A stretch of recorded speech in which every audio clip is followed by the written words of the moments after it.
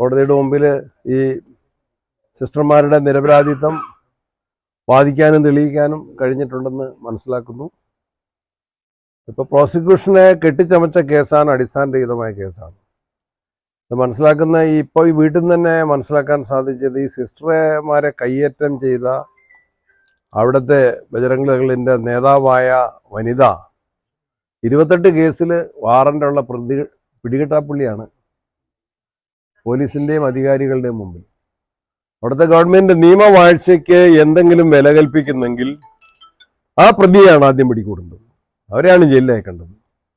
മറിച്ച് നിരപരാധികളായ സേവനം മാത്രം മുഖമുദ്രയാക്കി പ്രവർത്തിക്കുന്ന ലാളിത്യത്തിന്റെയും വിനയത്തിന്റെയും സ്നേഹത്തിന്റെയും ശൈലിയിലാണ് നമ്മളുടെ സിസ്റ്റർമാർ പ്രവർത്തിക്കുന്നത്. ഒരു വിദ്യാഭ്യാസ രംഗത്തും അതര ശുശ്രൂഷ രംഗത്തുമാണ് ശ്രദ്ധ കേന്ദ്രീകരിക്കുന്നത്. യാതൊരു ലാഭേച്ഛയുമില്ലാതെ പാവപ്പെട്ടവരുടെ ഇടയിൽ അവർക്ക് വേണ്ടി പ്രവർത്തിക്കുന്ന സിസ്റ്റർമാരെ ഇങ്ങനെ കാരാഗ്രഹത്തിൽ അയച്ചത് വളരെ തെറ്റായൊരു നടപടിയാണ്. അതിലുള്ള വലിയ വേദനയിലും പ്രതിഷേധത്തിലും പങ്കുചേരുന്നു. ഈ വീട്ടുകാരുടെ പ്രയാസം മനസ്സിലാക്കുന്നു.